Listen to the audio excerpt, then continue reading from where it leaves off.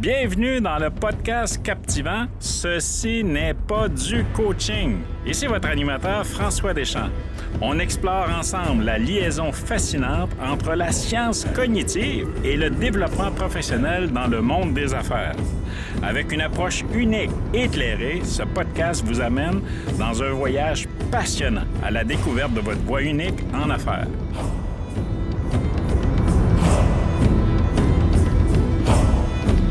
Bonjour tout le monde et bienvenue dans un nouvel épisode, même une nouvelle saison, notre 4e saison de « Ceci n'est pas du coaching ». Comme le dit le titre du podcast, on ne vous parle pas de coaching, on vous parle directement avec des entrepreneurs, hommes et femmes qui viennent partager avec vous leur parcours professionnel et des éléments du parcours personnel qui a nourri aussi le professionnel, parler de leur entreprise, de leur passion et partager avec vous des compétences clés qui lui ont permis de se réaliser dans leur domaine d'activité et espérant pouvoir, ces compétences-là, être en mesure de vous nourrir, de vous apporter de la valeur à l'intérieur de ce que vous faites. Comme vous le savez, le podcast s'adresse aux leaders en affaires, aux entrepreneurs, aux personnes qui sont désireuses de sortir des sentiers battus, de se lancer dans leur expérience qui les appelle. Vous savez, on a des appels des fois, puis on dit, écoute, je devrais prendre telle direction. Donc, suivez votre intuition, lancez en affaires, ou encore pour ceux qui sont déjà en affaires, en espérant pouvoir répondre à certains besoins, certaines demandes pour vous. Donc, aujourd'hui, j'ai le plaisir d'accueillir dans cette 4e saison mon premier invité, qui est un leader qui livre du contenu d'une façon très concrète, et c'est Hugo Berger. Donc, Hugo travaille dans le domaine est expert. Je suis en train de me fourvoyer. Donc, Hugo est expert dans le domaine de la prospection B2B, basé à Montréal. Il a plus de 20 ans d'expérience. Il accompagne des entrepreneurs, des équipes, des gestionnaires du premier contact à la signature. Il compte plus de 1000 clients et dans 60 secteurs d'activité tous secteurs d'activité confondus. Donc, vous avez bien compris, 60 secteurs d'activité. Donc, c'est une large expertise, une large expérience que Hugo a à nous partager. Il dirige également B2B, qu'il a fondé en 2020. Donc, Atelier B2B. Il est aussi cofondateur de Sommet Altura et d'Innovante. Bien entendu, on va en apprendre davantage avec lui aujourd'hui. Je vais lui poser une foule de questions, espérant pouvoir toucher des zones sensibles qui vous intéressent aussi. Donc, Hugo va combiner formation, coaching, consultation, prospection.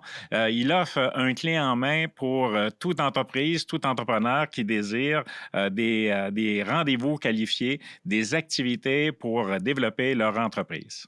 Donc, Hugo Berger, bonjour et bienvenue dans ce podcast. Salut François. C'est un plaisir de... Ben oui, ça va bien. Puis c'est un plaisir de t'accueillir parce que je sais que tu as un agenda très chargé. Donc, j'apprécie beaucoup que tu aies pris le temps de te joindre à nous aujourd'hui et de te prêter à l'exercice également. Ouais, ben j'ai bien hâte. Franchement, j'ai hâte de te reparler parce que tu es venu à c'est pas un podcast, là, mais mon webinaire mensuel déjà. Oui, c'est ça. Oui, on a eu l'occasion de se croiser, puis on se suit sur les réseaux sociaux depuis quelques années déjà.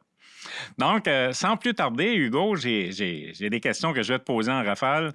Puis, question de mieux te connaître, puis mieux connaître aussi ton parcours qui t'a mené là où tu es aujourd'hui. Puis, quand tu repenses à tes débuts, Hugo, là, à quel moment là, il y a eu un déclic qui s'est fait chez toi là, pour bâtir tes propres projets puis te lancer dans le domaine des affaires? C'est quoi le déclic? Quel élément ou s'il y a une situation en particulier qui est arrivée qui a provoqué ce désir-là chez toi? Ben, j'ai eu une opportunité quand j'étais au cégep, en fait, peu après mon cégep. J'avais un collègue que j'avais rencontré à l'association étudiante. Je faisais de la radio étudiante un petit peu au cégep du Vieux-Montréal.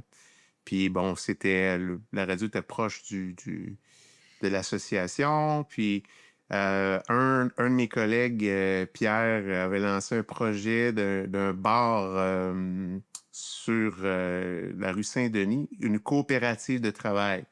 Fait qu'étant donné que j'étais barman et qu'il avait besoin de tous les corps de métier, il m'a offert le poste de devenir un des des coopérants. Puis c'était ma première, je te dirais, expérience en affaires, là, une coopérative, un bar, le Café K.O. sur la rue Saint-Denis à Montréal. C'est bon. Puis de là, ça a permis de faire émerger chez toi le goût de l'entrepreneuriat puis d'aller plus loin dans le domaine?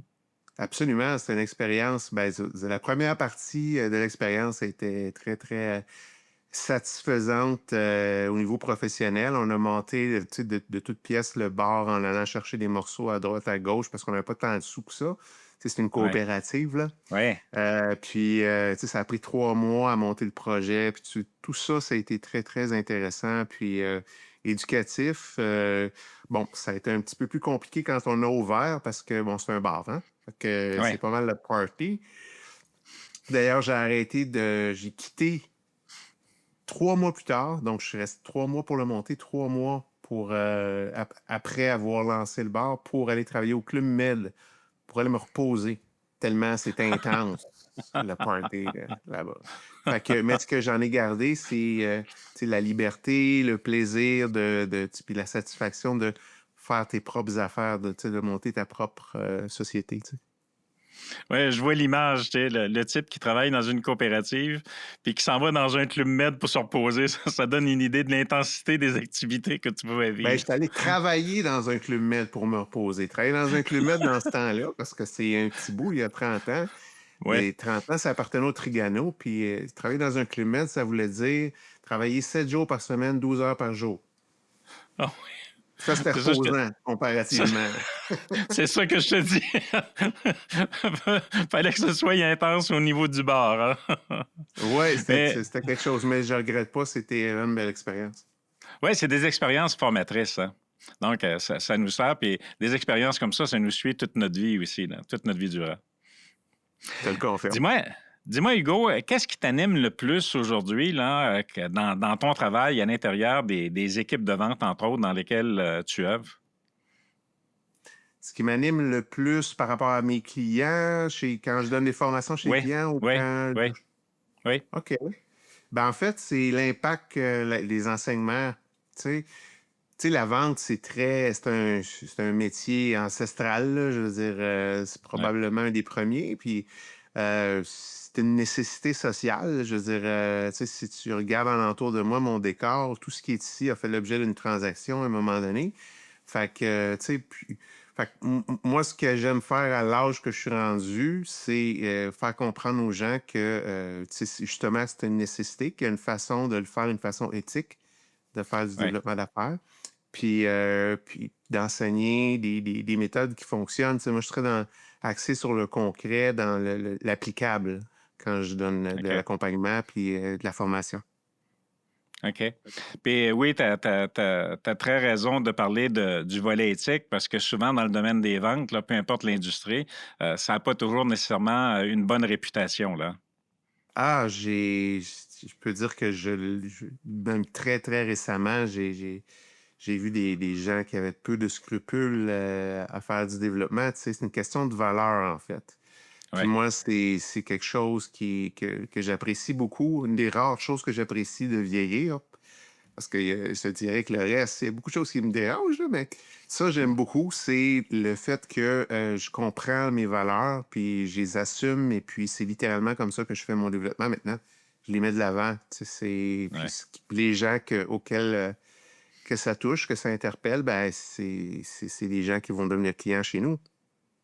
Puis, tu sais, là, on parle de l'impact auprès des clients, mais au niveau, parce que je pense que tu as des équipes de vente aussi là, qui sont Oui, sur ta gouverne. OK, au niveau oui. des équipes de vente, ce que tu fais comme intervention, comme travail, comment ça a un impact concret, par exemple, au niveau de ton business? Tu veux dire le travail que je fais auprès des gens qui travaillent pour moi. Ou pour toi, oui. OK. Ben, puis l'impact que moi j'ai sur eux, c'est bien ça? Oui. Oui. OK.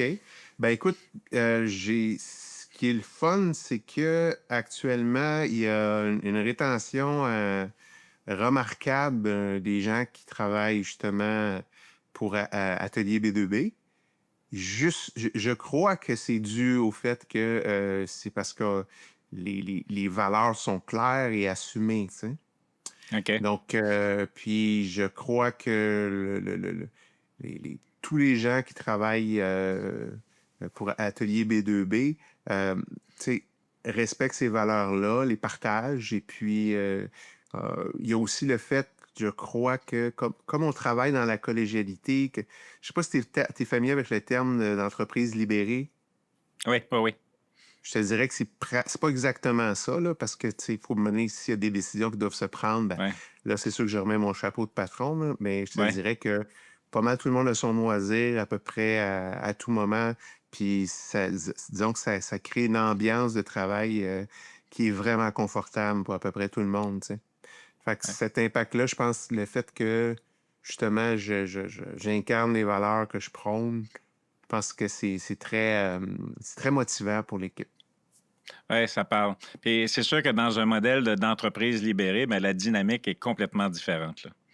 C'est autre chose. Puis le sentiment de contribuer puis de participer collectivement est là. Y a-t-il un lien entre le fait que tu as été, par exemple, dans une première expérience dans un modèle coopératif qui t'a amené à ce modèle-là aujourd'hui chez B2B? Ah, c'est intéressant ça comme question. C'est vrai qu'il y a une parenté au niveau de la Oui, structure.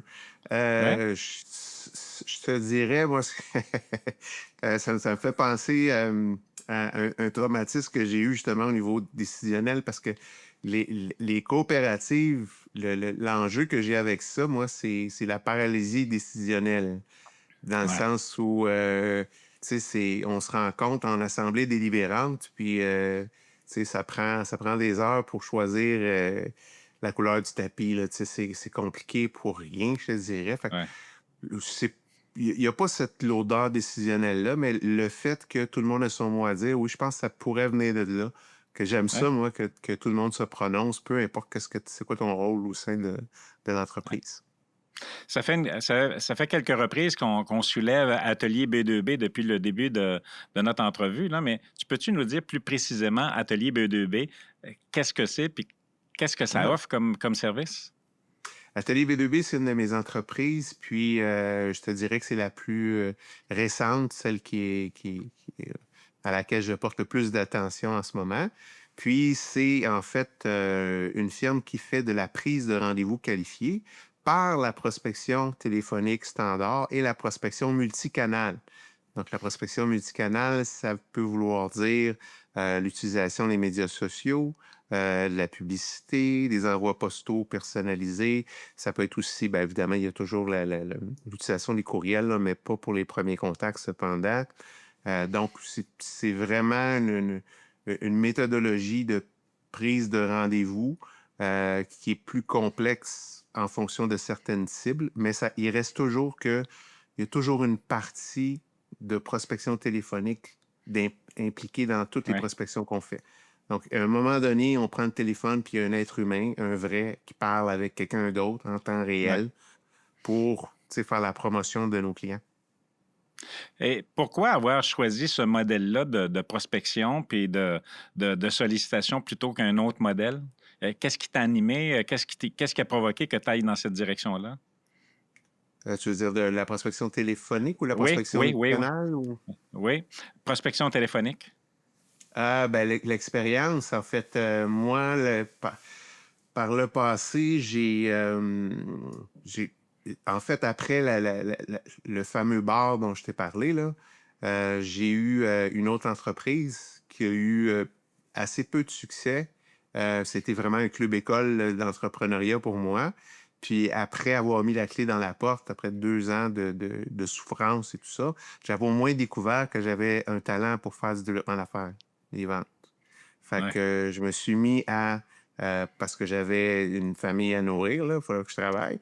Fait que j'ai comblé des postes en développement d'affaires assez variés. Je te dirais le plus marquant, c'était la vente de cartes de crédit commerciales au porte-à-porte. Ça, c'est littéralement un travail de mercenaire, là. C'était quelque chose. J'ai eu beaucoup de succès là-dedans, d'ailleurs. Je pense que c'est l'affaire la plus glam que je peux dire, c'est que j'étais le seul de toute la compagnie à travers le Canada qui était capable d'en vendre d'une façon subséquente, là, Puis, toujours est-il, j'étais en train de perdre mon fil, là. Pourquoi je... C'était quoi déjà la question d'origine? Oui, bien c'est ça, c'est au niveau d'avoir choisi, par exemple, la sollicitation téléphonique au niveau d'un modèle Oui, de c'est ça. prospection. Fait Oui, que j'ai butiné de job en job parce que là, on s'entend que vendre des cartes de crédit au porte-à-porte, tu te tannes vite de ça, tu sais. Ça a duré un tout an, à fait. puis j'étais brûlé, ben réel.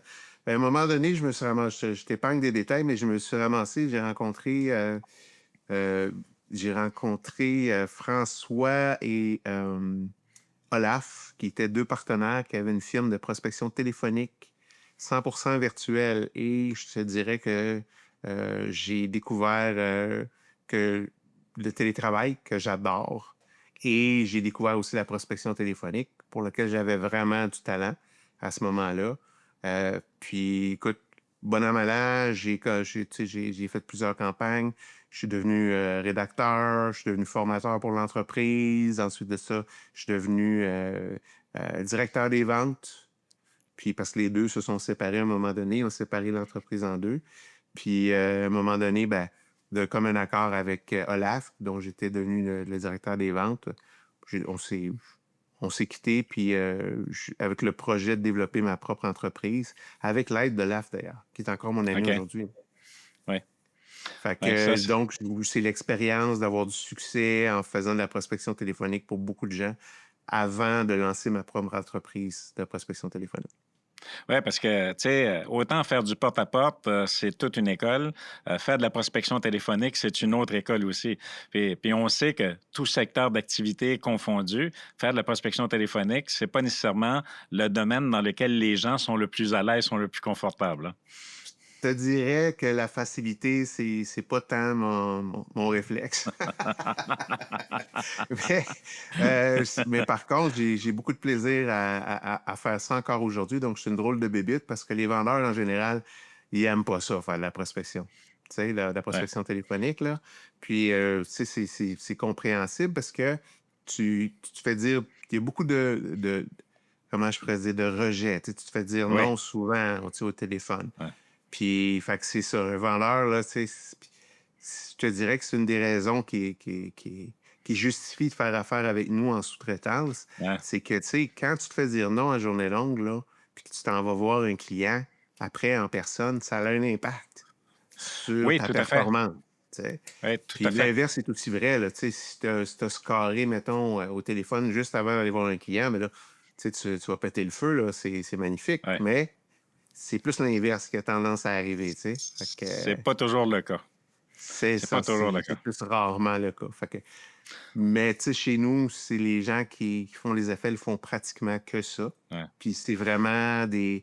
Tu sais, ça l'explique un peu justement la collégialité puis l'utilisation du terme l'entreprise libérée. Là. C'est que tu sais, c'était tellement difficile comme emploi. Puis chez moi, les gens sont 100% en télétravail en plus. OK. Donc, j'ai du monde, tu sais, en France, au Maghreb, au Québec. Puis, donc, ils ont besoin d'être, comment je pourrais dire, autodisciplinés, parce que pour faire du Oui. télétravail, ça prend minimalement ça.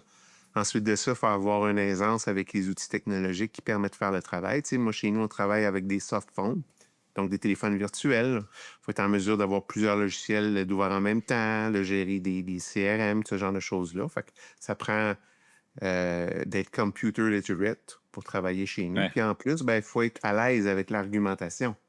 Parce que Oui. l'essentiel du travail, c'est argumenter avec les gens pour les convaincre d'accepter de rencontrer mes clients. Oui, tout à fait. Fait que c'est pas tout le monde qui a les prédispositions à engager une conversation argumentative avec des décideurs. Là. Il y en a beaucoup qui s'intimident. Oui, tout à fait. Et différents types de clients, mais différents types de personas aussi au niveau des personnes qui font la téléprospection, là. Je te le confirme, Ouais. effectivement. Mais dis-moi, après plus de 1000 clients, 60 secteurs d'activité, y a-tu un dénominateur commun au niveau des personnes qui réussissent dans ce domaine-là, dans ton domaine à toi? Là? Y a-tu un dénominateur commun, puis un dénominateur commun aussi auprès des personnes qui viennent chercher, par exemple, des services auprès d'une entreprise comme la tienne?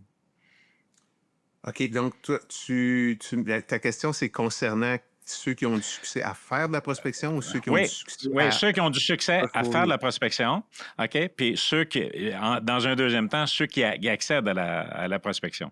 Donc, dans un premier temps, là, qu'est-ce qui définit, par exemple, les gens qui ont du succès chez toi, qui travaillent dans ton équipe? OK, ben je te dirais, la première des choses, c'est l'enthousiasme. Tu sais, c'est sûr que je te dirais c'est la moitié de la vente, en général même, j'irais. Si tu es capable de démontrer de l'enthousiasme pour quelque chose, puis je pense que l'adage, là, c'est pour convaincre, il faut être convaincu, là, ça vient de là, Oui, là, tu sais. C'est capable de montrer, tu sais, que tu as fait de l'engouement pour quelque chose.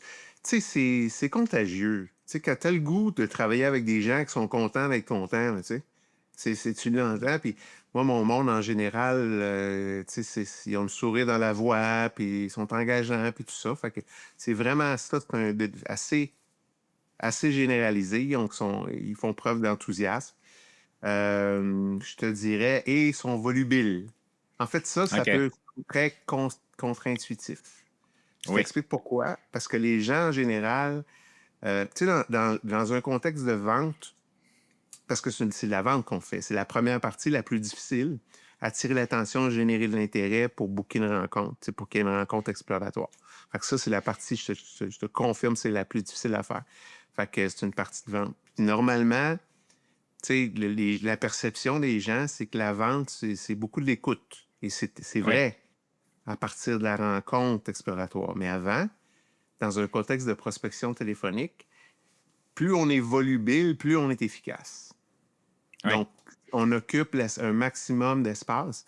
D'ailleurs, il y a des logiciels pour prévoir la performance des gens en prospection. Mais là, nous, on ne se sert pas de ça, là, mais tu sais, les grandes multinationales de ce monde qui ont besoin d'avoir des métriques sur à peu près tout, ben, ça a été conçu pour eux. Puis, ce que ça mesure, ce logiciel-là, c'est le volume d'espace qu'occupe la personne qui fait la prospection, le télémarketing. Puis plus la personne occupe d'espace pendant la conversation, plus le logiciel prédit qu'elle va avoir de succès. Je sais pas si c'était OK. clair comment je l'expliquer, là. Oui, oui, oui, oui, oui, oui. Fait que t'es pas dans un mode où on apprend à se connaître puis on échange. Non, on est en un mode pour donner un maximum d'informations en peu de temps, susciter de l'intérêt. Puis après, là, après mon client, lui, à son rendez-vous, là, il peut se poser, prendre son temps, puis avoir une conversation avec son prospect. Excellent. Puis tu vois, tu parlais d'enthousiasme tantôt, puis je me suis amusé à trouver 5 F. F comme François, mais 5 F d'enthousiasme. 5 F qui font que une personne va développer de l'enthousiasme. Donc, je te le partage. Le premier F, c'est la fierté. La fierté de qui tu es, la fierté de ce que tu fais comme travail, puis la fierté aussi des services auxquels tu réponds, là, du besoin que tu réponds auprès de quelqu'un. Donc, la fierté. Après ça, bien, la foi. La foi en ton entreprise, la foi dans ton produit, la foi aussi que tu as une contribution qui est logique, une contribution qui va valoriser. Après ça, ben, dans les F, la franchise. Puis tu parlais d'éthique tantôt, déontologie, OK? Donc ça, c'est important. Tu sais, ce que les gens disent du domaine de la vente, là, des petits caractères puis des petites entourloupettes, là. Donc, on n'est pas là-dedans. On est vraiment dans la franchise. Après ça, ben, écoute, puis tu l'as mentionné, OK, les gens sont énergiques, sont dynamiques, mais d'avoir du fun. Donc, quand tu Oui. as du fun, quand tu as du fun à faire ce que tu fais, puis tu sais que tu es dans la franchise, l'intégrité, l'honnêteté, tu as la foi dans ton produit, tu as de la fierté aussi, ça t'amène à l'autre F, c'est que tu fais du fric. Puis c'est légitime. C'est légitime de gagner de l'argent pour les Oui. efforts qu'on fait, qu'on déploie, les formations qu'on suit, des heures de cours, d'apprentissage, tu sais c'est quoi, t'en donnes de la formation toi aussi. Donc, tu sais, c'est légitime. Tu sais, j'ai travaillé, j'ai fait une année, j'ai fait 2 années d'intégration, d'apprentissage. Bien, c'est légitime que je sois payé pour ça. Oui, j'aime bien T'aimes ma ton définition? explication en F. C'est bon. Mais dis-moi, ta force numéro un à toi, là, en prospection B2B, là, c'est quoi? Quelle est la force de Hugo? Tu veux dire pour aller chercher des clients de mon côté, Ouais, pour mes ouais, entreprises. ouais, ouais. Ben, moi, ça m'a surpris. J'ai un partenaire d'affaires pour mon événement annuel qui s'appelle Innovante, qui s'appelle Serge. Puis j'ai demandé, il fallait que je me décrive à un moment donné. Puis peux-tu me donner une idée? J'ai de la misère à trouver, tu sais, j'ai pas de distance. Puis là, il m'a parlé d'écoute. Puis là, tu sais, je suis volubile, je parle beaucoup, mais je te dirais que c'est vraiment quelque chose qui est typique. J'aime beaucoup apprendre sur les gens et les écouter. Tu sais? OK. Fait que je pense que ça aide à ce que les gens se sentent compris. Puis tu sais, je sais pas si tu es familier avec le concept incompétence inconsciente, incompétence consciente, compétence, Ouais, c'est ça. ouais, Fait que je pense que à ce niveau-là, là, au niveau de l'écoute, ça me permet d'avoir une compétence inconsciente, qui est le plus haut niveau de compétence, par rapport à adapter mon discours à la réalité de mon client. Tu sais, tu sais, ce que j'enseigne tu sais, aux gens que je forme en vente, c'est évidemment commencer leur rencontre en posant des questions pour apprendre à connaître le client puis à mettre le client à l'aise. Ben, tu sais, ouais, ça, je le fais systématiquement. Puis après, adapter le discours, se servir de ce qu'on a recueilli comme information, parce que la plupart du temps, je te dirais, pas juste souvent, mais la plupart du temps, notre prospect va nous donner vraiment de l'information pertinente pour adapter notre discours par la suite. Mais ça, c'est devenu ouais, une seconde nature, je te dirais, parce que justement, l'écoute est littéralement, c'est un réflexe là, pour moi. ouais. Tu vois, ce que tu faisais allusion là, au niveau de la conscience puis de l'inconscience, là, dans le domaine du coaching que j'ai étudié, là, on appelle ça l'état du moi. Donc, l'état du moi intérieur. Puis pour en apprendre davantage, il y a un petit outil, puis il y a des gratuités qui sont disponibles en ligne. Fenêtre de Johari, Johari. Ça permet de pouvoir identifier les zones inconnues de soi et inconnues des autres dans lesquelles on peut avoir des talents cachés. Donc, puis c'est très intéressant. C'est des outils aussi au niveau d'équipe de travail qui sont très utiles. Fenêtre de Johari. Fenêtre de Joari, je Ouais, note. fenêtre de Johari. Johari. On HKRI. parlait, ouais, on parlait de résultats mesurables à l'instant, mais sur quel mesurable, toi, tu travailles pour établir que tu as des résultats dans ce que tu fais à l'intérieur de ton business? Y a-tu Ben, des c'est très. outils? Y a-t-il des outils en particulier? Y a-t-il des outils en particulier que tu utilises? Puis quels sont plus précisément les mesurables sur lesquels tu sais, ben écoute, en faisant ça, ben on sait qu'on va avoir des résultats. Là. Là, en fait, les mesurables pour savoir c'est quoi les résultats qu'on a eus, ben, Oui. c'est vraiment je te dirais, un ratio nombre d'heures versus le nombre de rendez-vous qui a été généré, là. Mais par rapport à la méthodologie pour obtenir des résultats, ça, c'est vraiment ben, en fait, on a une structure, on est très, très méthodique là, pour mettre en place nos campagnes. C'est ça qui nous garantit qui nous garantit qu'on va avoir du succès. Cette méthode-là, OK. ben, c'est déjà commencer par comprendre le client. C'est une étape qui est négligée par beaucoup de gens qui sont dans mon domaine. Tu sais, souvent, ils vont y aller parce que d'abord et avant tout, là, faire de la prise de rendez-vous, c'est un talent. Ouais. C'est pas, tu sais, souvent, tu sais, mes prospects, parce que moi, je fais de la prospection B2B, là, d'où le nom Atelier B2B. Ouais. C'est souvent la résistance, c'est des gens qui l'ont jamais sous-traité, là. Ils se disent, ben oui, mais là, tu sais, tu travailles pas dans mon domaine, comment tu vas faire pour me trouver des rendez-vous qualifiés, tu sais? Puis, ce qu'il faut comprendre, c'est que pour faire la prise de rendez-vous qualifié, il faut pas être expert en ergonomie, il faut pas être expert en génie, il faut pas être un expert en fabrication de matériel industriel. Il faut être expert en prise de rendez-vous qualifié. Tu sais. Ouais. Fait que c'est d'abord avant tout un talent. Je suis pas sûr d'avoir Oui, répondu à la puis question. Non, non, oui, ça va dans le même sens. Je te dirais qu'on entend souvent parler des entreprises là, qui manquent de personnel qualifié. Puis c'est sûr que chaque secteur a ses qualifications, ses attributs, ses besoins. Mais plus particulièrement, là, chez Atelier B2B, comment tu fais pour évaluer que tu es en face, par exemple, tu es en mode recrutement, que tu es en face d'une personne qui est qualifiée pour répondre aux besoins du poste que tu ouvres? Là? Ah, tu sais, pour être, c'est en cohérence avec ce que je t'ai dit tantôt, là. Moi, si j'ai quelqu'un d'enthousiasme et de volubile, je te dirais C'est déjà un bon que, point partant. ouais, là, ça, on part vraiment avec des bonnes bases. Mais tu sais, je te dirais qu'il y a des enjeux générationnels. Fait que, tu sais, je te dirais qu'à rendu là, les plus jeunes, la difficulté, c'est plus le télétravail en tant que tel, tu sais. Ouais. Ça peut sembler contradictoire, mais parce que c'est nos jeunes qui sont les plus habiles avec l'informatique. Fait qu'on s'attend en télétravail, l'informatique, c'est le nerf du télétravail. Si ça nous prend la technologie, fait qu'on se dit ça va être les meilleurs pour faire ça, mais non, vraiment pas. Pourquoi? Parce que quand on est un jeune adulte, on a besoin de socialiser, on a besoin de sortir, on a besoin d'une vie sociale. Puis, tu sais, être encabané entre quatre murs, c'est pas bon là, psychologiquement à cet âge-là, tandis que quand on est plus mature comme nous, c'est pas un enjeu, tu sais. Fait que tu vois, côté le télétravail en tant que tel, quand je choisis des employés, je vais avoir tendance à choisir des gens qui sont plus matures parce que je veux pas les traumatiser à faire du télétravail à longueur de semaine. Mais en même temps, Ouais. les gens matures, eux, leur enjeu, c'est justement l'aisance avec l'informatique. Tu sais, j'ai eu des employés, je te dirais que on aurait dit qu'il y avait des gants de boxe quand ils servaient d'un clavier, là. C'était compliqué, là, tu sais.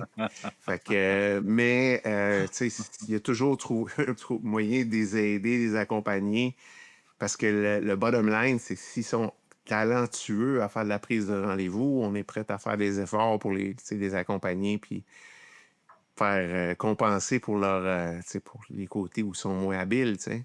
Ouais.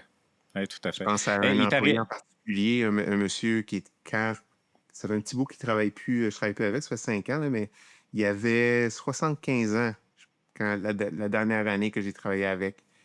Ben, c'était une flèche, là. Je veux dire, ça riait tout le temps, puis il était pas arrêtable. Fallait quasiment que les clients les écoutaient. Puis parce que je suis bien intéressé parce que vous dites, mais malheureusement, il faut que j'aille travailler. Là. Tu sais, c'était un peu ça. Là. Mais c'est ça, l'informatique et lui, c'était vraiment deux. Là. OK. Il t'arrive-tu de prendre des mandats de recrutement, par exemple, pour des entreprises? Non, je travaille pour des entreprises de recrutement qui, eux, font très bien ce travail-là. Là. Mais est-ce que tu veux OK. dire pour de la chasse de tête, pour aller Oui, pour chercher la des chasse de candidats? tête, hein? Oui, Oui. on l'a fait. On l'a pas trop fait souvent parce on n'en fait pas la publicité, là. Mais on l'a fait à l'occasion. Puis c'est à peu près le même travail. Je te dirais même que c'est reposant de faire ça versus faire la prise de rendez-vous, là. Tu sais, juste aller dire aux gens, hey, tu veux-tu travailler ailleurs? C'est pas bien compliqué, là, comparativement à convaincre les gens de rencontrer les gens qui veulent leur vendre des services. Oui, parce que pour avoir discuté avec des gens qui ont fait les deux, OK? Donc, de la prospection pour proposer des services, proposer des produits, mentalement, ça n'a pas le même impact que de proposer un job avec un revenu. Donc, tu sais, il y a des personnes qui peuvent être mal à l'aise dans la sollicitation sous une forme, par exemple, de vente, mais les mêmes personnes dans une forme de sollicitation pour offrir des opportunités, bien, ils vont être très confortables. Ben, tu vois, ce que tu dis là, ça ramène au fait que du niveau d'aisance de la personne par rapport à la promotion, ce qu'il y a à promouvoir. Tu sais, il y en a certains mandats, mais c'est plus rare aujourd'hui parce qu'encore là, moi, tu sais, j'ai pas tant d'employés en ce moment, mais c'est tous des employés qui sont très autonomes et compétents, là, tu sais. Ouais. Puis, mais tu sais, par le passé, il m'est arrivé à l'occasion que des gens qui performaient dans une campagne, mais quand tu arrivais dans une autre, c'était beaucoup moins performant. Puis ça a un lien avec la confiance par rapport à ce qui est promu. Oui, puis avec plus de 20 ans d'expérience dans ce domaine-là, OK, qu'est-ce que, tu sais, si on recule il y a 10, 15 ans passés, puis on regarde aujourd'hui, là, qu'est-ce qui a changé, qu'est-ce qui a évolué dans le domaine où tu es là, actuellement, là? Ah, il y a plusieurs choses qui ont changé. Je dirais la plus enthousiasmante, c'est la perception de valeur. C'est-à-dire qu'en 2026, où tout est automatisé, où les gens nous envoient une quantité de courriels impersonnels la seconde qu'on leur dit bonjour. Je pense à une compagnie, là, je regardais pour un item que je voulais pour moi. Là. Je suis allé sur le site Internet, j'ai accepté d'avoir des suivis. Je reçois un courriel par jour. Des fois, ils prennent un break. Après ça, oups, ils m'en envoient un. Tu sais, c'est vraiment inondé d'automatisme. Puis l'intelligence artificielle aussi, c'est-à-dire que, tu sais, on reçoit des messages souvent sur LinkedIn ou tout ça, puis on le sait, là, on commence à le voir, là, que c'est un message qui a été écrit par notre ami ChatGPT, là, tu sais. Fait que Oui, cette réalité-là, là, de plus en plus automatique que les gens ils ont plus de rapport humain, ben, le fait qu'on ait une prospection avec une vraie personne, qui parle en temps réel, c'est vraiment de plus en plus perçu comme de la valeur par la clientèle qu'on sollicite. Parce que, tu sais, le oui, message, c'est Hey, t'es assez important pour moi pour qu'une vraie personne prenne le temps de t'adresser la parole. Tu sais. Fait que ça, c'est une affaire qui a beaucoup évolué. Parce qu'avant, c'était pas exactement comme ça. Disons que c'était la bête noire plus de la prospection, là, de la sollicitation téléphonique euh, avant la COVID. Mais la COVID a changé beaucoup de choses. Je te dirais que d'ailleurs, la chose qui est plus marquante encore que, je te dirais, la valeur ajoutée qui est perçue pour la communication humaine, d'humain à humain, c'est le nouveau normal du virtuel.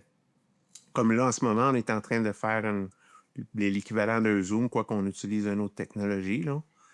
oui, Et cette rencontre-là, une rencontre Zoom, une rencontre, que ce soit une rencontre Teams ou Meet ou peu importe la technologie, c'est le nouveau normal. Parce qu'avant la COVID, le normal, c'était on se rencontre bédaine à bédaine, là. On est en oui, personne, tu sais. Puis oser proposer, surtout dans le secteur industriel, là, où c'est plus conservateur, oser proposer à un client qu'on va faire une visioconférence, si vous voulez bien, pour la première rencontre, c'est quasiment les insulter. Tu sais, oui. c'était comme, hey, je suis pas assez important que tu te déplaces venir me voir, toi. Tu sais, c'était un peu ça comme c'était reçu comme ça avant, tu sais. Puis même ces gens-là qui étaient très réfractaires, ben, à travers la COVID, ils étaient obligés de voir que c'est efficace. C'est pas à peu près, là, une rencontre virtuelle, là. Ouais. Tu sais, t'as pas besoin même tu peux garder des pantalons de jogging, même pour les faire, si tu veux, des rencontres. Oui, Puis ça commence à l'heure que c'est supposé, ça finit à l'heure que c'est supposé. Tu peux passer d'un dossier à l'autre. C'est beaucoup moins énergivore que de prendre la voiture, tu sais, se mettre beau, aller dans le trafic, aller attendre dans la salle d'attente du client, revenir dans le trafic, perdre une demi-journée pour aller voir un prospect. Là, en une demi-heure, une heure, en virtuel, c'est ouais. fait. Tout le monde le sait, puis c'est le nouveau normal. Fait. Mais avant la COVID, je prenais des rendez-vous en personne, puis maintenant, je prends des rendez-vous virtuels. Mais Ouais. c'est. Excuse-moi, Non, non, scrollé. la nouvelle réalité. La nouvelle C'est réalité. exactement. Ouais. Ouais. Cependant, ça vient avec un côté négatif très désagréable. Et c'est les no-shows. C'est quoi un no-show? Ah oui? Oui. Ah Ben, oui, je te oui, oui. dirais qu'une campagne moyenne, le ratio de no-show est à peu près à 33. Oh boy. C'est spectaculaire, hein? Puis, mais nous, Ouais, par contre, on a développé une méthodologie pour le réduire à 10 ce qui est l'équivalent de ce qu'on avait dans le temps à personne, ouais, là. ouais. Fait que, mais, puis en passant, c'est que ça peut être très positif un no-show, là. Je sais pas si tu sais. Oui, certainement, mais vas-y, je vais t'entendre là-dessus. OK. Ben, quelqu'un qui ne vient pas à un rendez-vous virtuel, il manque de professionnalisme. C'est un Ouais, fait. C'est du manque de ouais, professionnalisme. Puis la personne le sait. Fait que si on le fait d'une façon intelligente, c'est-à-dire si on reprend le rendez-vous en ayant la délicatesse de ne pas souligner le manque de professionnalisme, la plupart du temps, ça génère du capital sympathique chez ce prospect-là envers la personne qui va faire la rencontre, qui va la reprendre sans se formaliser du fait que la personne a Ouais. manqué de professionnalisme. Puis ça veut dire que quand la deuxième rencontre va avoir lieu, la personne qui se sent redevable face à cette générosité-là va écouter d'une façon beaucoup plus, je dirais, volontaire puis proactive. Tu sais. Elle va chercher moins d'objections. Ça l'écoute plus, tu sais. Ah oui. Fait que Non, c'est positif pour ça. ouais, là, je connais bien la technique, puis je le fais moi-même. Tu sais, quand ça m'arrive, là, je le fais moi-même. C'est comment faire ressentir sans lui dire, OK, qu'elle a fait un no-show. Effectivement. Puis, tu sais, notre méthodologie, je peux la partager avec tes auditeurs. Je vous invite à l'utiliser parce qu'on vit tous en 2026. Ouais. Il n'y a qu'un seul moment, puis c'est le présent. Fait que la première chose à faire, c'est dans une rencontre virtuelle comme là, si la personne n'est pas présente après 5 minutes, ce qu'on fait, c'est qu'on envoie un courriel. Moi, ce que je fais personnellement, ce que je vous invite à faire qui fonctionne très bien, c'est que je nomme le courriel notre rencontre avec l'heure de la rencontre. Puis là, après ça, dans le courriel, ce que j'écris, c'est bonjour, le prénom de la personne. Puis après ça, j'indique je suis actuellement dans la rencontre prévue à nos agendas pour telle heure. Maintenant, ensuite de ça, je dis voici un lien pour s'y rendre directement.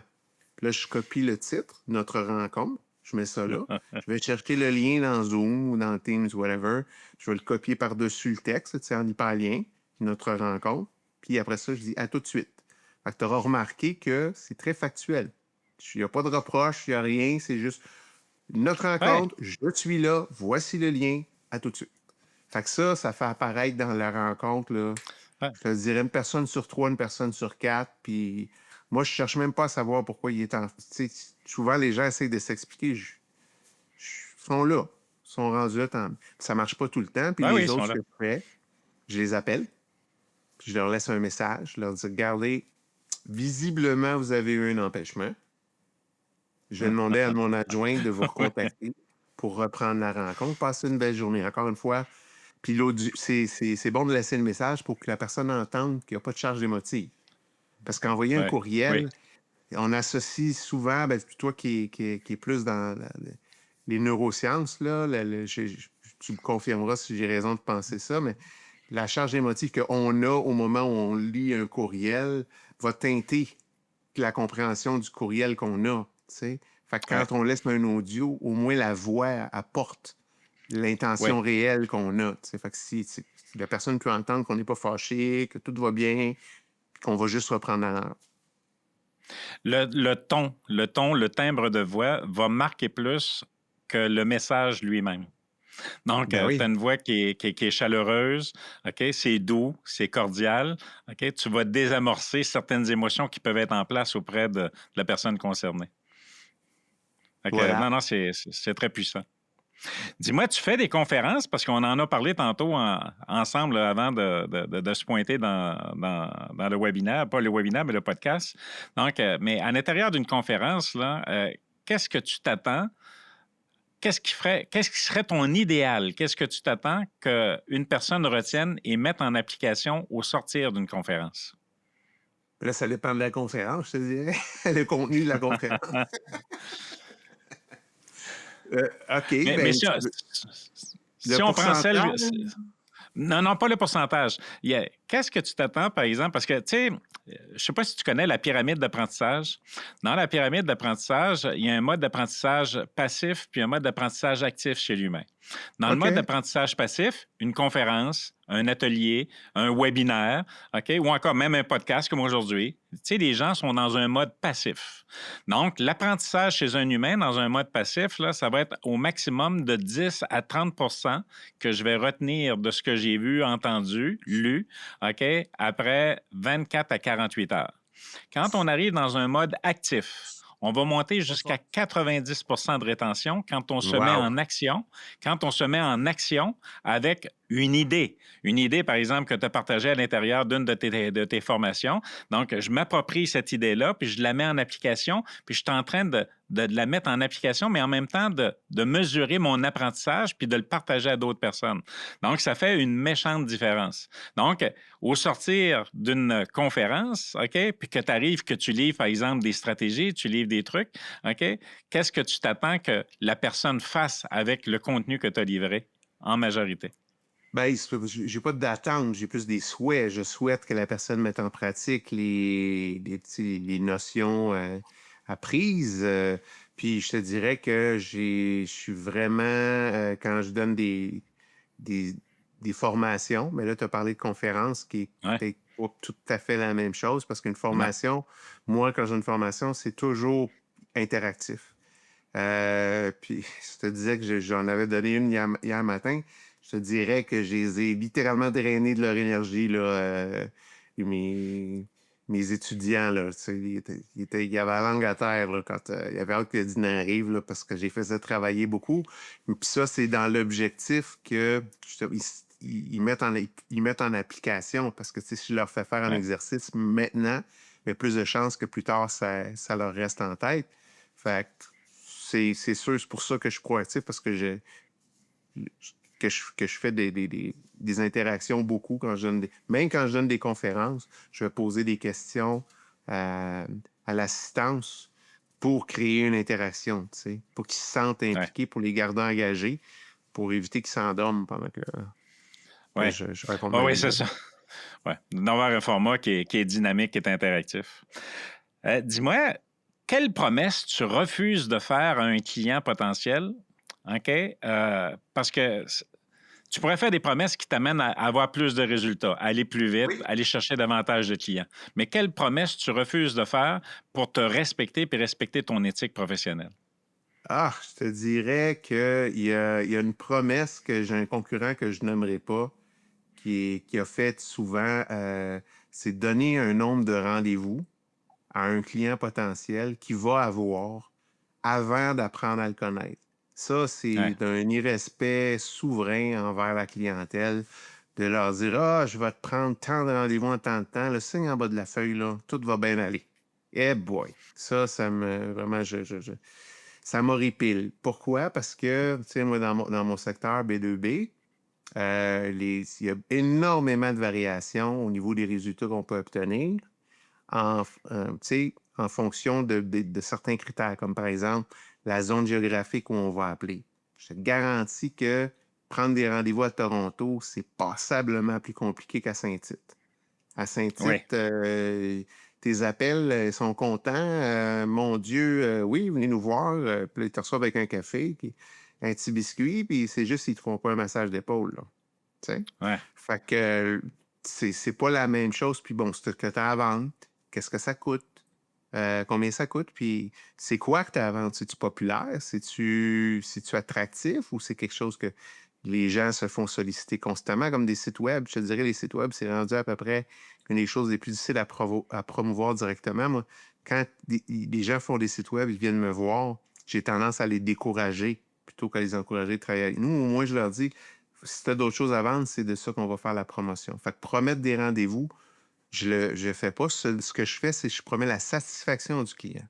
Ça, c'est différent et c'est pas mal plus, je te dirais, fair, tu sais, honnête et Ouais. juste à promettre. Puis aller chiffrer, moi, c'est vraiment un client qui n'est pas heureux chez nous. Il peut arrêter sa campagne puis il ne paye pas sa dernière facture. Parce que je veux OK. qu'il soit heureux. Tu sais, tu parlais du plaisir, là. Ouais, Moi, du tu sais, plaisir. mon staff a du plaisir à faire le travail. Tout le monde qui travaille chez Atelier B2B aime faire de la prospection, ce qui est un fait. Là. Puis, ils Oui. aiment travailler ensemble, puis on aime travailler avec nos clients. Mais si ça ne fait pas, c'est pas grave. Je vais même référer ça m'arrive régulièrement de référer des concurrents si jamais notre modèle d'affaires ne fait pas ou si un client est insatisfait. Là. Oui. Oui, puis tu te rends service tout en rendant service au client parce qu'on ne travaillerait pas sur les mêmes axes autrement. Voilà. Dis-moi, on a parlé beaucoup d'ateliers B2B, mais j'aimerais ça parler de Sommet Altura. Sommet Altura, là, Je vais te poser la même question que pour Atelier B2B. C'est quoi, ça fait quoi, Sommet Altura? Sommet Altura, c'est des formations et c'est des coachings, en fait, sur mesure, qui sont donnés hors site. Donc, on a, plutôt que, tu sais, mettons qu'on fait une réflexion stratégique, là. OK? Oui, Je pense que tu es familier avec ces exercices-là. Réflexion stratégique, normalement, ce qui va se passer, c'est on va prendre un moment, quelques jours pour réunir les cadres de l'entreprise, puis on va réfléchir à un plan quinquennal, ou voilà, etc. Right? Si on fait cet exercice-là à l'extérieur des bureaux, voire à l'extérieur du pays, on ajoute un élément qui est une prédisposition mentale, puis encore là, tu vas pouvoir me le confirmer. Quand ton cerveau est en mode d'adaptation, quand tu arrives dans un nouveau pays qui parle une nouvelle langue, ton cerveau, il ne fonctionne pas exactement de la même façon. Il est comme une éponge, il apprend, tu sais, il s'ouvre, tu sais, à la nouveauté. Puis c'est des prédispositions idéales pour une réflexion stratégique. Fait que c'est ce qu'on propose aux gens, faire des formations, je dis réflexion stratégique, mais il y a un autre terme qui m'échappe pour l'instant, là, mais ça peut être des coachings, etc. Ça peut être du team oui, building aussi. Fait qu'on a, tu sais, ça peut être oui. les employés ou les cadres d'une entreprise qu'on amène donc hors site. La plupart du temps, ça va se faire dans le sud. Ça peut se faire aussi dans les endroits plus challengeants, là, mais ça, c'est plus rare. Tu sais, la plupart des gens Ouais. vont être amplement satisfaits à aller les pieds dans le sable pour faire ce genre de choses. Ouais. Je sais pas si c'était clair Ben, comme il y a un envie. de mes... Oui, oui, c'est très clair. Puis écoute, je le recommande moi aussi. Là, tu sais, tu restes dans ton milieu d'entreprise, même au niveau personnel. Tu sais, il y a une situation tendue, par exemple, entre deux personnes, bon, deux conjoints qui ont des difficultés à s'entendre. Si tu restes à la maison dans le même environnement, OK, tu risques de patauger toujours dans les mêmes remous. Donc, de sortir, d'aller dans des terrains neutres, puis aller à des endroits différents. J'ai même un de mes amis qui est en Espagne. Là. Je le salue et d'ailleurs, il va se reconnaître avec ce que je veux dire. Mais lui, il fait le même genre d'intervention que toi, mais il y a un voilier, il amène les équipes de travail sur un Oh, right. voilier. Donc, Nice. c'est ça. Puis sur un voilier, là, si tu n'as pas de cohésion d'équipe, là, ça ne marche pas. Ouais, Donc, il y a un là, problème. il y a un méchant problème. Fait que c'est ça, mais ça amène d'excellents résultats. Puis au-delà des résultats, bien, l'expérience fait vivre vraiment les gens une expérience complètement différente, puis d'apprendre à travailler, à collaborer, à communiquer ensemble d'une façon différente. Qu'est-ce qui rend, y a-t-il d'autres éléments qui rendent Sommet Altura distinctif des autres offres de services dans l'industrie? Ben, je te dirais l'accès à des coachs de premier plan. Là. Je te dirais que pour ce type de mandat-là, on a vraiment... Ben, en fait, c'est fait en partenariat avec les entreprises Atelier B2B, Télétravail Académie et Levasseur Warren, qui est, OK, je te dirais, un courtier en coach de OK, haut niveau, là. Tu sais. Donc, ce que OK. ça fait, c'est que quand les gens choisissent d'aller de l'avant avec nos programmes, ben, ils ont l'exotisme, mais ils ont l'expertise de grande qualité, tu sais. Ça me fait Ouais. penser à mon... Je sais pas, je t'avais parlé de mon événement innovante pour pour les décideurs. Oui, ben, puis tu es en train de me voler ma prochaine question. Je voulais Ah, que OK, tu me parles OK. justement, je voulais que tu me parles de Innovante parce que, tu sais, Atelier B2B, Sommet Altura, puis là, j'avais Innovante. Donc, Innovante, c'est quoi? C'est quoi comme structure? Puis qu'est-ce que tu offres? Qu'est-ce que tu proposes à l'intérieur d'Innovante? Ben, Innovante, en fait, ça a commencé par être un événement annuel destiné à la communauté du développement d'affaires business to business du Québec. Fait qu'on a lancé ça en 2024, la première édition. Puis l'objectif, en fait, c'est justement dans un souci de partager les bonnes pratiques d'industrie. Tu sais, on parlait d'éthique tantôt, de métier, tout ça. Puis aussi des innovations, d'où le nom Innovante. Et puis, c'est devenu, là, c'est la troisième édition cette année. Puis, on a créé Innovante pour les décideurs. Fait que c'était ça le pont que je faisais OK. avec Altura Summit. C'est que pour ceux tu sais, qui veulent avoir une réflexion stratégique ou tu sais, réfléchir avec d'autres décideurs, dans le cadre de la vente, du développement d'affaires, ce qui est souvent la première des choses qui est réfléchie en entreprise, là, c'est le nerf de la guerre, les ventes. Donc, on a créé un événement qui s'appelle Innovant Leader, qui va avoir lieu le 6 mai à l'ITHQ. Fait qu'on a vraiment, là, je te dirais, là, ben, premièrement, un partenaire de premier plan, qui est le HEC. Fait que, il y a une chaire en vente au HEC, puis le VP de cette chaire-là va venir nous donner une conférence. OK. On a la présidente de Tech Canada, qui est un groupe de je sais pas si tu connais Tech Canada. Oui, oui, je connais très bien, oui. Tu connais Suzy aussi, j'imagine, donc? Oui, aussi. OK, donc c'est elle qui va venir On- donner une on- conférence. Pardon? Wow! Oui, J'ai c'est dit ça. wow! C'est wow, c'est vraiment des pointures. Mais ce qui est encore mieux que ça, qui est déjà exceptionnel, c'est qu'on va avoir un panel avec 4 dirigeants des ventes de grandes entreprises québécoises, là, littéralement des entreprises que ben, plusieurs gens vont connaître. C'est un panel, en fait, sur la prise de décision dans un contexte évolutif, un contexte de changement, dans l'adaptation, tu sais. Fait que Ouais. on va avoir sur notre panel, on va avoir Globocam, on a Guillaume qui va être là de Globocam. Je sais pas si tu connais Globocam déjà. Non, pas nécessairement, non. OK. C'est une belle entreprise québécoise. On a Carousel, les emballages Carousel. Oui, Ça, c'est peut-être ça, c'est plus oui, connu. Pélican. Pélican s'est rendu oui. une multinationale. Il me semble que la dernière fois, Frédéric nous a dit qu'il y avait 125 vendeurs Hé, quand même, hein? qui travaillaient avec lui. Oui, c'est une belle équipe de vente. Et puis, Une belle équipe de on vente. a un Telcom aussi avec Jean-Daniel. Puis, j'ai pas nommé Martin Boily là, des emballages Carousel. Fait que ces gens-là, qui sont des VP des ventes d'entreprises de différents secteurs, ben, ils vont venir nous parler de leur réalité, puis donner des trucs, des meilleures pratiques, échanger des meilleures pratiques pour que, justement, que les gens puissent bénéficier de leur expertise. Puis, ça va créer des échanges aussi. On a une animatrice de talent là, qui va être là, Christine, qui va s'assurer là, qu'il y a une interaction avec les participants. Dis-moi, c'est-tu une activité qui est ouverte au grand public? C'est exclusivement réservé aux dirigeants des ventes. Donc, il y a 70 OK. places seulement. Puis, c'est vraiment pour pouvoir assister. Il faut au moins avoir une équipe de 3 vendeurs pour justement créer un espace qui est vraiment réservé aux dirigeants Ouais. des ventes. Ouais. Parce que les autres sont bienvenus à Innovante qui a lieu le 18 septembre, là, à Ouais. la Grande Bibliothèque des Archives nationales. C'est un événement qui attend 300 personnes cette année. Puis, c'est une ambiance qui est le fun. Puis, les gens échangent. Il y a beaucoup de décideurs, en fait. On a fait une évaluation. 78% des gens qui sont à Innovante l'événement annuel en septembre, sont des propriétaires d'entreprises ou des dirigeants. Mais OK. Innovante Leader qu'on va faire le 6 mai, ça, c'est vraiment exclusivement pour les gens qui ont des équipes de vente. Pourquoi? Parce que c'est un autre métier. Vendre, c'est un métier, puis diriger des équipes de vente, c'est un autre métier. C'est tout à fait. Dis-moi si parmi les gens qui nous écoutent tout de suite, il y a des personnes, des entreprises qui ont de l'intérêt. Ils font quoi pour en apprendre davantage ou s'inscrire?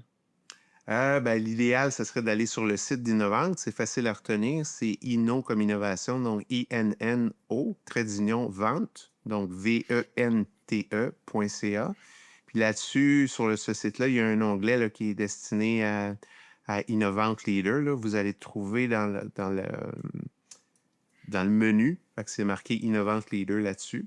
Fait que, il y a déjà réservé vos places. Il y a un bouton pour réserver ses places sur la page d'accueil, mais qui va mener aussi à Innovante. Mais s'ils veulent savoir un petit peu plus de détails sur ce qui va se passer dans la journée, moi, je les invite à aller voir avant. Là. S'ils veulent acheter le billet tout de suite, tant mieux. Là, mais s'ils veulent s'instruire, c'est le bouton Innovante Leader sur le site. Puis pour rejoindre Hugo Berger, Atelier B2B, puis Artura Summits, on fait quoi? C'est un peu le même principe. On a des sites web aussi il y a celui d'Atelier B2B, c'est très simple. C'est Atelier B2B tout au long, puis .ca.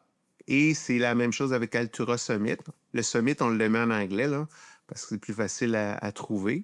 Fait Ouais. que, il y a une version anglaise et française. Fait qu'Altura Summit, c'est ALTURA-SUMMITS.ca. Altura Summits.ca. Excellent. Puis dis-moi, avant de se quitter, là, Oui. j'ai deux questions pour toi. Une première, là, tu dirais quelles sont les compétences qui ont permis à Hugo Berger de partir d'un modèle d'affaires coopérative où tu travaillais avec tout le processus, parce que là, on a partagé pendant 1 heure de temps, là, tout azimut, tes différentes expériences, les entreprises que tu as lancées. Mais s'il y avait 2, 3 compétences clés chez toi que tu estimes qui t'ont servi pour te rendre là où tu es aujourd'hui, ça serait quoi comme compétence? Je pense qu'il y a quelque chose qui est très marqué, c'est la tolérance au risque. Je te dirais que c'est. Moi, en fait, c'est un moteur. Ça m'anime le fait d'avoir du Ouais. risque à gérer. Fait que il y a ça. Puis je pense que c'est nécessaire quand on se lance en entreprise d'en avoir au moins un peu parce que Ouais. c'est inhérent à tout développement d'affaires, là, la gestion du Ouais. risque. Je te dirais la curiosité. Tu sais, je parlais d'écoute tantôt, là. Je te dirais encore aujourd'hui, tu sais, moi, je suis passionné, là. Tu sais, puis Ouais. j'ai trouvé par hasard ma passion, j'ai été chanceux parce que c'est pas tout le monde qui la trouve, tu sais. Puis je peux te dire que je suis passionné. Pourquoi? Parce que mes journées, je les vois pas passer. Honnêtement, là, chaque jour, je me lève le matin, je commence, la minute que je commence à travailler, la journée passe, puis oups, il arrive 6 heures puis 7 heures, puis il faut que je me force à m'arrêter pour faire d'autres choses, tu sais. Puis ça fait 20 ans. Fait que C'est bon. je sais pas si ça répond à ta question, là, mais Oui, oui, ça répond à ma question. Puis tu es vraiment sur ton X. Tu es vraiment sur ton X. j'ai C'est bon. l'impression que ça, c'est une confirmation d'avoir Ouais. ce sentiment-là, tu sais. Puis ma toute dernière question ou ma dernière demande, là, parce que je demande toujours à mes invités d'offrir un cadeau à l'auditoire. Puis le cadeau, ben écoute, c'est pas des coupons rabais, mais as-tu une stratégie particulière qu'on n'a pas vue ou un conseil que tu pourrais partager aux auditeurs? Ou des fois, il y a des gens que c'est une citation là, à partager pour laisser en guise de cadeau de clôture sur ce podcast-là. Par rapport au développement d'affaires, par rapport à Oui, un par truc rapport au précis, développement d'affaires. Oui, par rapport au développement d'affaires. je dirais de, de retrouver le confort à discuter avec ses clients, d'avoir des Ouais, conversations avec ses clients. Tu sais, je disais, ouais, c'est pour ça d'ailleurs que nos services sont en train d'être perçus encore plus comme une valeur ajoutée pour les entreprises, parce qu'encore une fois, c'est un humain qui discute avec un autre être humain en temps réel. Puis, tu sais, souvent, moi, j'ai des clients, ils veulent pas, tu sais, en fait, ça me dépasse totalement, là, mais la seule façon de les joindre, par exemple, c'est de leur envoyer un courriel. Oui, ouais, mais si ton client veut te parler, comment est-ce qu'il fait ouais. ça? Tu sais? Ben, il prend rendez-vous avec moi. Ah, OK. Puis si lui, ça ne tente pas de prendre un rendez-vous avec toi, tu sais, idéalement, ce que tu devrais faire pour tes prospects, c'est de leur offrir le maximum de façons de te joindre que tu peux professionnellement, on s'entend, là. Tu donnes pas ton numéro de cellulaire privé, mais tu donnes ton adresse, tu donnes ton numéro de téléphone, tu donnes ton tes- pas ton texto, mais ton Messenger, ton LinkedIn, pour laisser le prospect choisir comment lui, ça y tente de te Ouais, parler. Hein? ouais. Puis, justement, chercher à avoir des conversations en temps réel avec les clients, c'est important quand on surtout quand on a, je dirais, oui, quand on a une offre de service qui est onéreuse, oui, c'est important de parler aux clients, mais quand on a un déficit de notoriété, c'est Ah, d'autant plus important pour se faire connaître, tu sais, que de prendre le temps de parler aux clients. Parce que, tu sais, moi, des courriels, le temps qu'on a eu notre conversation aujourd'hui, j'en ai probablement 50, puis j'exagère même pas. sais, je suis vendeur, j'ai tendance à exagérer, mais ça, c'est pas exagéré. J'ai sûrement 50 courriels qui m'attendent après. Fait que avoir un autre courriel de plus d'un quelqu'un qui veut me vendre de quoi, c'est pas exactement les bonnes chances pour m'avoir Ouais. moi comme client, tu sais. Par contre, si tu prends le temps de m'expliquer qu'est-ce que tu as à promouvoir, puis que de répondre à mes objections, puis là, OK, peut-être que tu vas me gagner de dépenser des milliers de dollars pour travailler avec toi, tu sais. Fait que voilà, pas avoir peur de parler avec ses clients, d'ouvrir la conversation, puis de leur laisser le choix de comment ils veulent, eux, parler avec toi. Puis tu touches un point qui est hyper important, puis tout au long là, de notre entretien là, dans le podcast, tu sais, je reviens à B2B, mais je vois que ton modèle B2B est un modèle aussi H2H, donc humain à humain. Et Clairement. ça, c'est important parce qu'on peut faire de la business aujourd'hui, mais en étant connecté. Puis l'intelligence artificielle, tu l'as soulevé tantôt, la présence de technologie a pour effet de déshumaniser les relations. Et ce que je vois, ce que je comprends, ce que je retiens principalement, il y a eu beaucoup de choses aujourd'hui, mais c'est que l'humain est au cœur de la relation d'affaires chez B2B. Absolument. Puis plus qu'hier et moins que demain, je te dirais. C'est en plein ça. Ben écoute, Hugo Berger, merci beaucoup de ton temps si précieux. Merci beaucoup aussi d'avoir partagé avec nous, partagé des stratégies, des conseils, ta vision du monde des affaires et espérons que ça puisse servir de tremplin pour d'autres personnes qui nous ont écoutés. Et vous avez déjà les adresses Internet pour Hugo et vous allez les retrouver aussi en bas du podcast là, quand vous allez pouvoir écouter ce podcast-là. Donc, merci à toi, Hugo, et merci aussi à tous nos auditeurs. Merci beaucoup pour ton accueil, François. C'était très agréable. Merci.